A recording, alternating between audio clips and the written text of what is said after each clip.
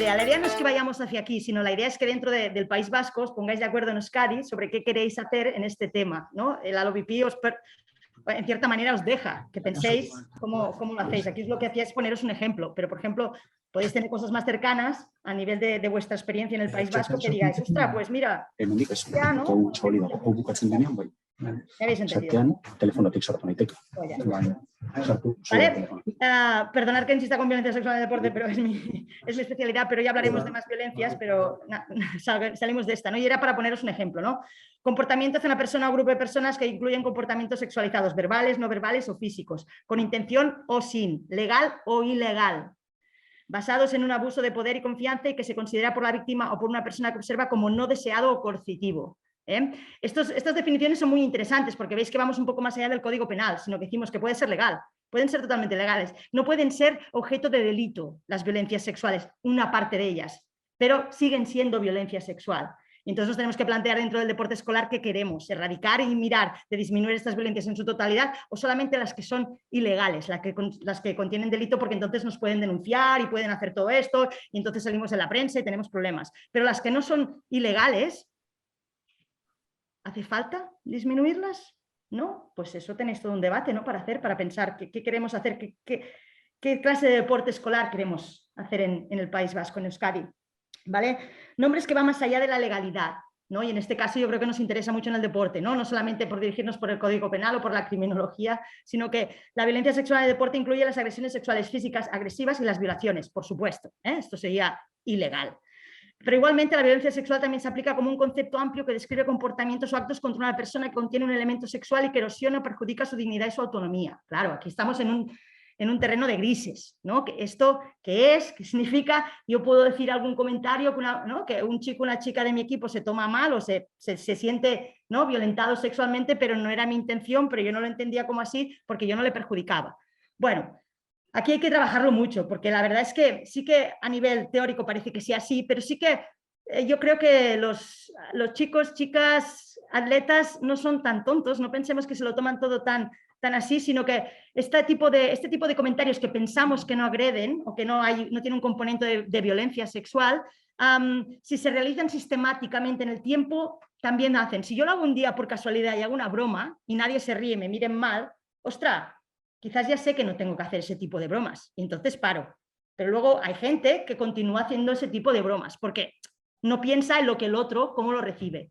En el mundo del deporte infantil es muy importante que leamos los ojos y que escuchemos las orejas de la gente que tenemos delante para ver qué es aquello que les molesta, qué es aquello que les erosiona, lo perjudica su dignidad o autonomía. No está escrito. Los protocolos que puedan hacer desde el gobierno vasco con eso no serán tan claros para decirnos qué se puede hacer y qué no se puede hacer. Es una cosa más de sensibilidad, más ética, yo diría en este sentido, que me gusta mucho más hablar de ética, pero es un poco individual de cada uno que está haciendo su rol delante de los infantes que tiene delante. ¿Qué quiere? ¿Procura su bienestar o es su ego el que gana?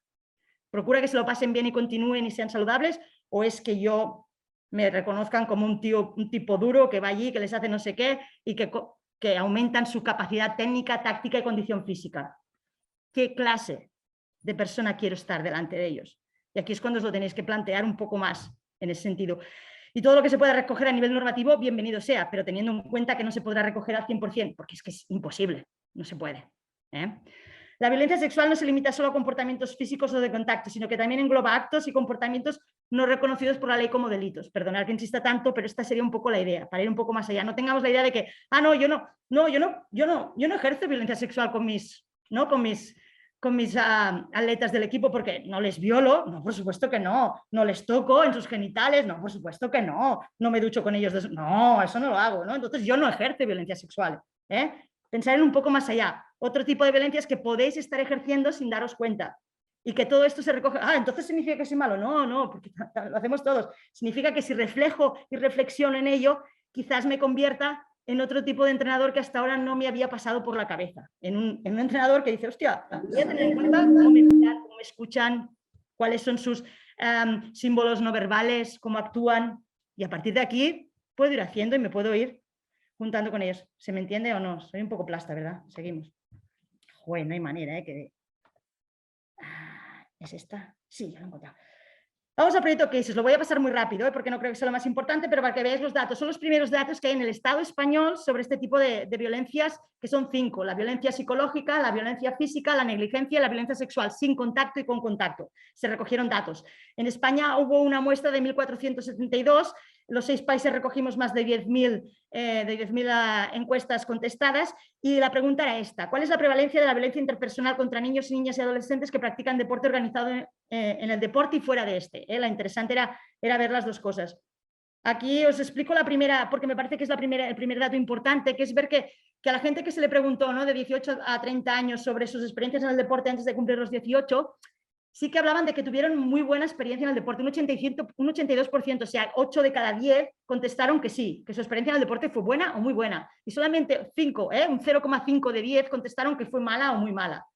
Luego, cuando vamos a los datos de violencia, decimos, ostras, ¿cómo? Que es el problema que hemos tenido el equipo de investigación. Bueno, el problema, que nos ha hecho pensar cómo podemos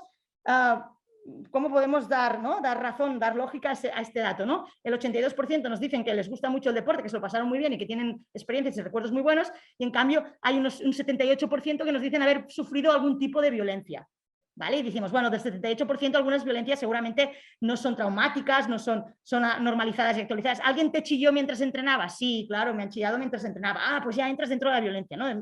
Bueno, sí, está en ese 78% que es muy alto, pero luego si bajamos ya veremos que hay violencias que son menos, no queremos decir entre severas y no severas, sino la idea sería traumáticas, aquellas que dejan, ¿no?, que les dejan secuelas, aquellas que son las más dolorosas, que pueden ser muy severas, un poco severas, pero que realmente les condiciona, ¿no?, su vida de adultos, que realmente esa experiencia les ha hecho que les condicione de forma negativa la vida en los adultos, que no tiene por qué ser, claro, pensamos, hostia, una violación te condicionará, y es verdad, 100% te condicionará, pero en todos los grises que tenemos por allí pueden haber algunas que sí, pueden haber algunas que no, y esa es la idea de ir trabajando, Nos podemos poner en el sitio y decir, bueno, es que estos tienen la piel muy fina, es que ahora están muy mimados, es que cuando, claro, como la sociedad está subiendo y en sus casas los llevan así, cuando vienen aquí hacemos deporte y les hago hacer 10 abdominales, bueno, ya se me quejan y me dicen que les estoy explotando. Aquí tenemos que hablar y tenemos que hacer muchas cosas, porque no es una cosa ni la otra, es qué significado tienen esas 10 abdominales y cómo las proponemos y qué les pasa a ellos porque tienen la piel tan fina, porque a veces tienen la piel fina por otras cosas que no sean por ser mimados, sino por otras experiencias que están teniendo en casa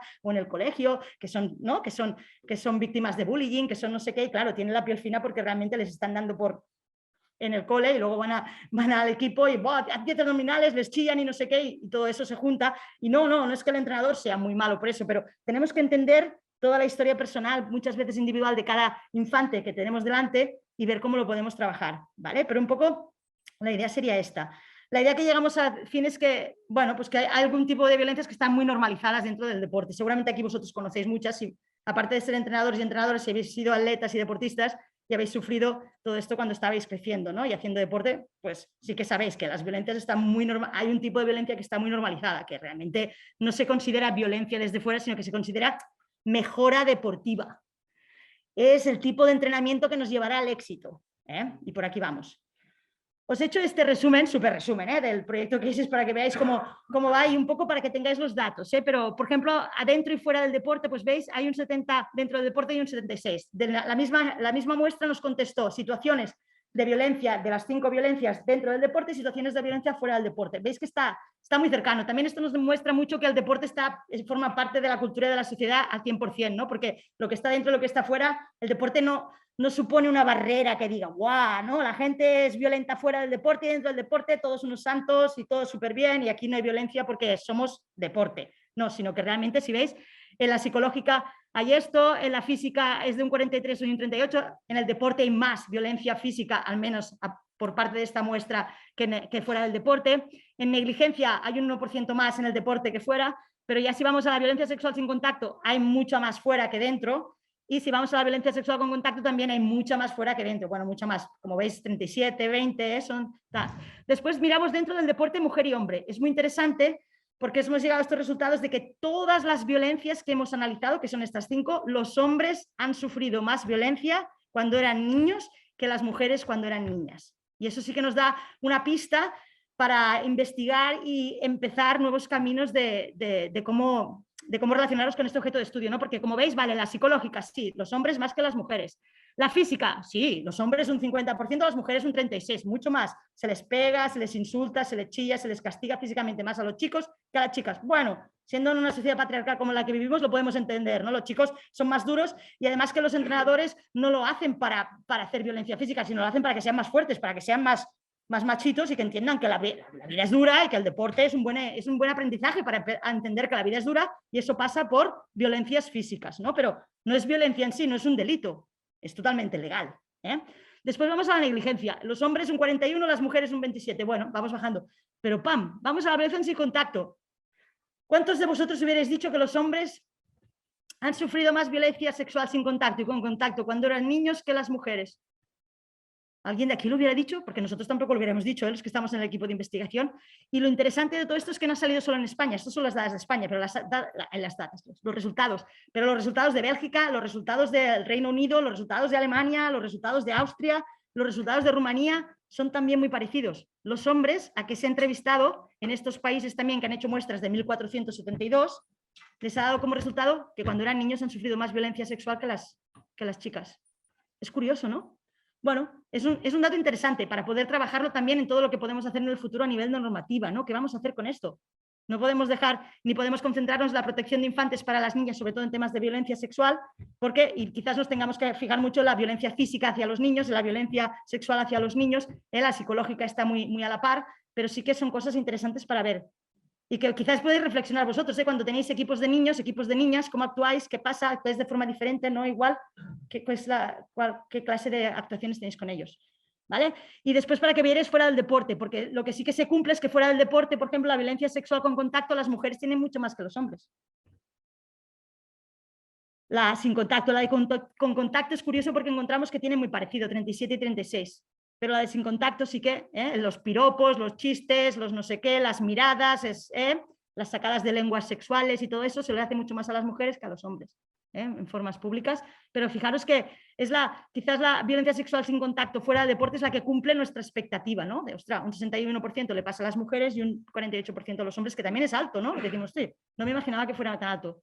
Estamos bastante sometidos. Este patriarcado sí que nos discrimina mucho más a las mujeres, pero pensamos que en temas de hegemónicos, ¿no? De la masculinidad hegemónica, nos machaca a todos, tanto a hombres como a mujeres que queremos salir de esta hegemonía, no hay vuelta de hoja, ¿sí? Y el deporte, como sabemos, es muy hegemónico masculinamente. Vale, pues estos serían los datos. Bueno, bien. Las conclusiones en general de estos datos sería la prevalencia en la mayoría de la violencia interpersonal en el deporte es marginalmente menor que fuera del deporte, excepto en la física y la negligencia, como hemos visto. La prevalencia de la violencia interpersonal en el deporte es mayor para los niños y los jóvenes que para las niñas y las jóvenes en todas las categorías. Esto ha sido estadísticamente significativo, o sea que sí que es un dato importante porque es bastante fiable.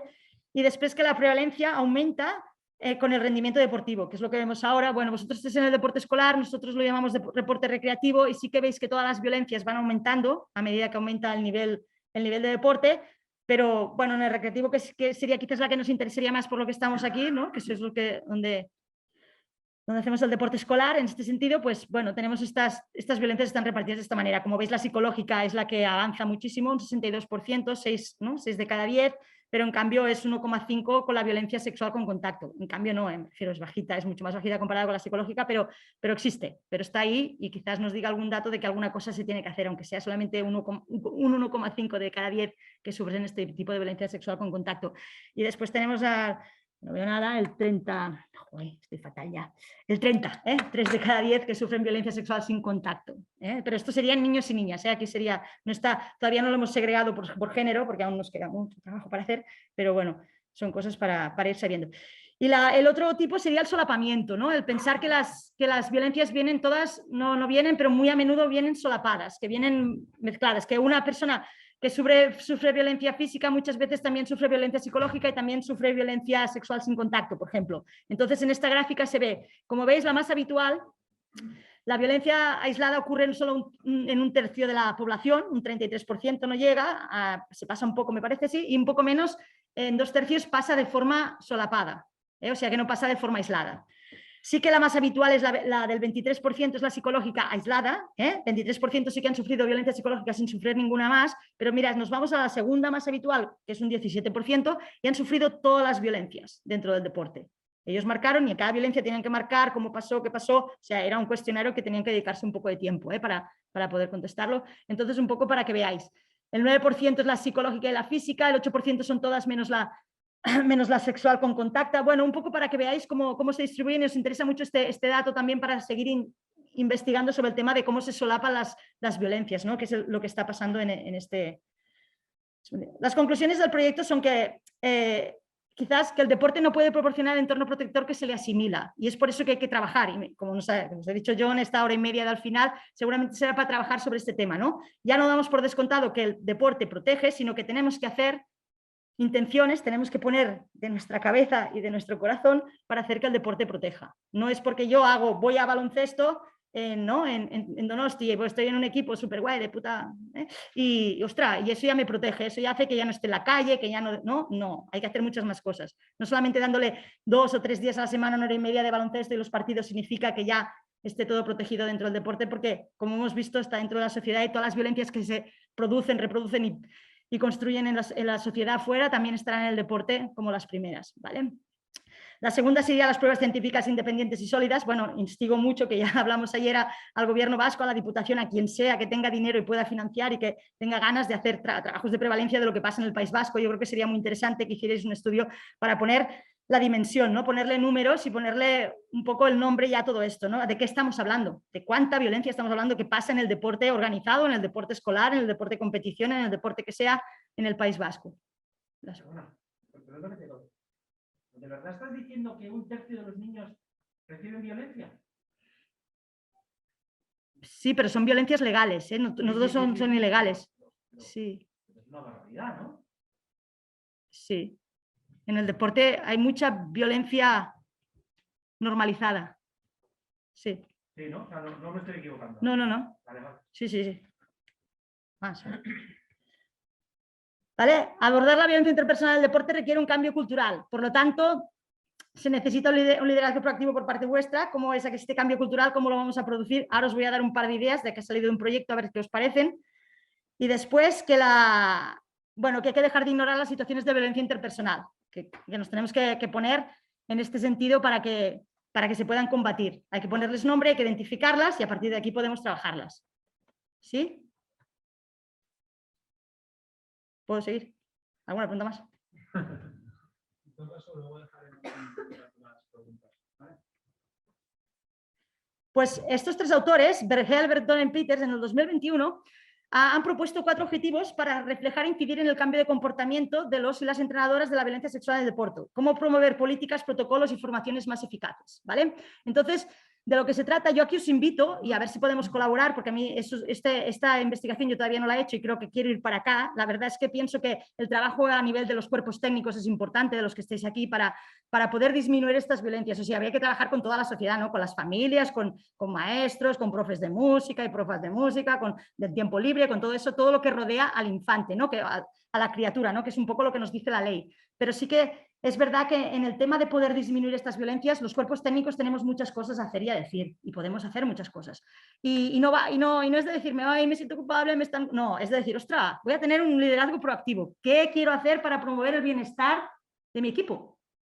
No que el bienestar viene por sí solo, sino ¿qué hago yo para promover ese bienestar? ¿Hago alguna cosa cada vez que voy al campo, cada vez que voy a la pista, cada vez que hacemos un partido, cada vez que propongo una táctica nueva? ¿Hago alguna cosa para promover ese bienestar? ¿O no? ¿O solo estoy pensando en el deporte, en su técnica, en su táctica y cómo se interrelacionan en movimientos deportivos? Y es cosas que vamos pensando y que vamos haciendo. Es un cambio largo y lento. No vais a cambiar en 24 horas o en 48. Solamente es ver en aquellos de vosotros o de vosotras que esté la semillita de pensar, ostras, ¿puedo convertirme en otro tipo de entrenador del que yo he sufrido o he vivido o he mamado durante toda mi vida deportiva? ¿Puedo ser algo diferente o no? Pues no pasa nada. Pero son preguntas a aquellos que se quieran preguntar. Entonces, 4 objetivos. El primer objetivo es este. Entrenador está atento a los signos de violencia. En su caso era sexual. Yo aquí os lo he puesto entre paréntesis porque quiero que os lo toméis como violencia. Cualquier tipo de violencia. La psicológica, ellos lo hicieron a partir de la sexual, pero a mí me parece que puede servir para cualquiera. Yo os he puesto sexual para no traicionarlos, porque son el origen del estudio, pero realmente mi idea sería, ¿puede el entrenador o entrenadora estar atento o atenta a los signos de violencia que hay en su entorno, en su equipo, en su grupo? ¿Crees que entonces aquí se trabaja mucho con, ¿no? Es tema de trabajar con vosotros, con los que seáis técnicos o técnicas y estéis en directo contacto con criaturas. ¿Crees que la vigilancia es importante? ¿No? Algunos diréis, no, porque ya viene, pues, o sí, o no, o sí. No. Aquí no es decir, sí, tienes que vigilar, sino la idea es trabajar, de ver a qué grado llegamos de que la vigilancia es importante o no y cómo llegamos a ello y cómo nos podemos argumentar de que no, de que sí, el deporte ya trae todo esto porque voy a vigilar, el otro no, porque no sé qué, porque cada uno venimos también de experiencias diferentes y somos hijos de nuestro padre, nuestra madre, nuestras dos madres, nuestros dos padres, nuestro abuelo, nuestra abuela, con quien nos hayamos criado, ¿vale? Entonces pueden ser experiencias muy diferentes. ¿Crees que otros estarían vigilantes? ¿Tú crees que es importante? ¿Crees que los otros lo están? ¿Te sientes seguro de tu capacidad de detección? ¿Crees que los demás aprueban que seas vigilante? ¿Te sientes cómodo siendo vigilante? Oh, gracias. ¿Ser vigilante es una decisión propia?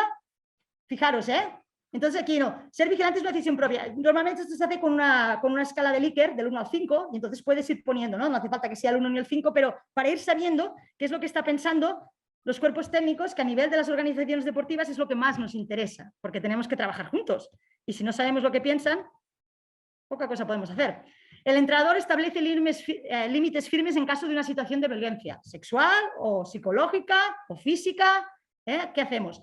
¿Crees que es importante establecer límites claros? Del 1 al 5. ¿Te sientes seguro a la hora de poder establecer estos límites? ¿Te sientes decidido a la hora de establecerlos? ¿Eres capaz de explicar lo que está bien y lo que está dentro y lo que está fuera de los límites, por ejemplo? ¿Os habéis planteado alguna vez este tipo de cuestiones? Este establecimiento de límites es una decisión propia. Segundo, tu relación con los y las demás. ¿Crees que otros entrenadores también establecerían límites? ¿Crees que otros aprobarían que tú establezcas límites? ¿Consideras importante la aprobación de los otros para establecer límites? ¿Te gusta actuar como los y los demás entrenadores querrían que actuaras? Son preguntas un poco rebuscadas y ahora no viene a tono porque nos quedan 3 minutos y tenemos que acabar y ya está, pero me parece que podría ser interesante que empezáramos en esta línea de preguntarnos qué está pasando, ¿no? con los entrenadores, qué les pasa por la cabeza. ¿Estáis esperando a que el club os diga lo que tenéis que hacer? ¿A que el gobierno vasco os diga lo que tenéis que hacer? ¿O vosotros y vosotras estáis pensando qué pasa con todo esto? ¿Sí? Cuando un niño o una niña se pasa de la raya, le pego una bronca y lo mando al coordinador, le pego una bronca y lo dejo aquí, hago una reflexión delante de todo el mundo, me lo guardo y al día siguiente hablo con los padres, me lo guardo y al día siguiente hago una actividad con todo el grupo para no sé qué. ¿Cómo lo hacemos cuando alguien se pasa de límites? ¿Y cuáles son los límites? Que un niño pegue a otro niño del equipo y le rompa la nariz, ostras, se ha pasado de los límites, vale. Pero en los grises, ¿cuáles son esos límites? ¿Que uno le llame a otro capullo? ¿Ha pasado el límite? ¿Lo justificamos porque estaba nervioso? ¿Hacemos alguna cosa más? Yo no tengo las respuestas, por suerte, solamente he hecho preguntas, que es lo que hacemos en investigación, solamente, preguntas, sí, que los otros se apañen, los que están en el campo, porque yo no estoy en el campo, yo estoy en el campo de investigación, ¿vale? Pero el tercer objetivo sería interviene en una situación de violencia, una situación de violencia sexual o violencia psicológica, ¿cómo interviene, no? ¿Te sientes decidido a intervenir? ¿Crees que intervenir es importante? ¿Eres capaz de explicar qué ha ido mal y cuál es el comportamiento adecuado? En la relación con los otros sería, ¿crees que otros entrenadores aprobarían tu intervención? ¿Te gusta ser como los demás entrenadores en lo que respecta a la intervención? ¿Te gusta actuar como los demás entrenadores querrían que actuaras? ¿Te planteas todo esto? ¿O no te lo planteas? En relación con la intervención, ¿no? ¿Piensas que tu club probablemente tenga un código de conducta? ¿Crees que la junta directiva de tu club aprobaría tu intervención? ¿Piensas que intervenir ayudará a mejorar la situación? ¿Te gusta actuar como la directiva de tu club quiere que lo hagas? ¿Crees que debe haber un código de conducta que explique cuándo y cómo se debe intervenir? ¿5 minutos? Ah, bueno. Qué guay, pensaba que eran 3. Sí. Ningún problema, en 3 acabo. ¿Vale? Sí, y un poco todo esto nos da ideas, ¿no? Yo creo que es muy interesante que podamos acercarnos a los cuerpos técnicos y que los cuerpos técnicos se acerquen entre ellos para poder hablar y discutir estas cosas. Porque si no lo hablamos, ¿no? Parece como que, tú pones los límites muy rígidos y tú los pones muy flexibles. Bueno, vamos a hablar, ¿no? Cuando un niño o una niña está en mi equipo, los límites son así muy rígidos y después se hace un poco, ¿no? Un año mayor o 2 y paso a tu equipo y ¡buah! Los límites se vuelven muy flexibles. Entonces, ¿cómo lo trabajamos todo esto? No estamos en esto para educar, como nos han dicho antes el Johnny Iñaki, sí que va por aquí, ¿no? Y la última sería, el entrenador comunica, informa del incidente al delegado de protección de la infancia y persona responsable. Esto nos interesa con la nueva ley que vamos a, ¿no? Porque los gobiernos van a poner responsables de protección a la infancia en todos los clubes o la mayoría de las entidades deportivas. ¿Qué es lo que piensa estos cuerpos técnicos, ¿no? ¿Crees que la comunicación es muy importante? ¿Te sientes cómodo y seguro al comunicarlo? ¿Eres capaz de comunicar cualquier situación con discreción? La decisión de comunicar es una decisión propia. ¿Crees que los otros también informarían? ¿Te sientes leal a tus compañeros de entrenamiento cuando informas? Esta es una pregunta muy interesante, porque sí que hay muchas veces mucha compenetración entre los entrenadores de un club o de un sitio, ¿no? Y que no es una omertá, pero sí que hay muchas cosas que guardamos allí. ¿Crees que los demás aprobarán que lo comuniques? ¿Te gusta actuar como los demás entrenadores querrían que lo hicieras? ¿Te gusta ser como los demás entrenadores a la hora de informar? Que puede ser que no informen el resto y tú para informar te estés saliendo del grupo, porque seguramente eso es lo que pasará al principio, ¿no? En años seguramente conseguiremos en 20, 30 años que esto ya sea más normalizado, que se informe, que se hable, que lo digamos y que lo llevemos al día, pero al principio será eso. Habrá algún entrenador o entrenadora que se sienta más responsable, que haya hecho una reflexión más ética, personal, individualizada sobre el tema y que diga, bueno, pues yo quiero empezar a hacer esto y empezar a romper lanzas, ¿no? Y claro, en relación a la situación sí que es muy interesante. ¿Crees que comunicarlo mejorará la situación? O sea, claro, si no tiene que mejorar la situación, ¿para qué lo comunico? ¿Crees que es importante mejorar la situación? ¿Te gusta actuar como la directiva de tu club quiere que actúes? ¿Sabéis cómo quieren vuestras directivas de los clubes que actuéis en relación a este tipo de violencias? ¿Crees que la junta directiva de tu club aprobará tus informes? ¿Crees que es importante tener un responsable de protección de la infancia para facilitar la comunicación? Y esto, claro, a mí me gustaría mucho hacer un estudio anónimo, que al principio fuera anónimo y que fuera con una N muy grande, con una muestra muy grande, y luego a partir de aquí poder sacar cursos de formación o módulos de formación en que se pudiera hablar de todo esto y a ver cómo lo trabajamos ya de forma más individual.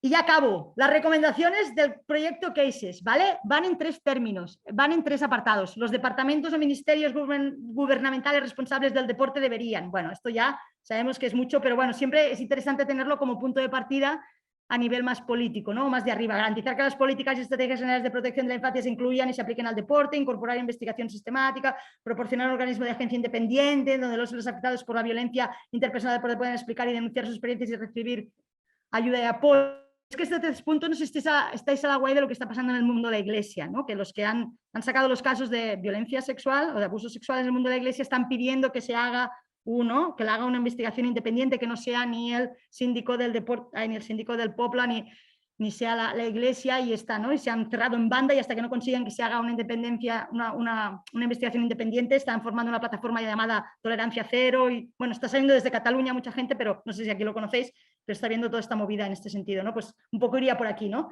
Garantizar que las agencias reciban el apoyo y los recursos adecuados, garantizar los a nivel local, vale. La otra sería: los organismos nacionales y federales deberían reconocer todas las formas de violencia interpersonal contra los niños en el deporte. Eso es lo que estamos hablando. ¿Cómo reconocemos estas violencias? ¿Cómo lo hacemos? Introducir medidas para prevenir la violencia. Garantizar que la política se base en pruebas sobre los índices de prevalencia de la violencia interpersonal. Ya veis que tira mucho hacia la investigación. Es importante tener datos.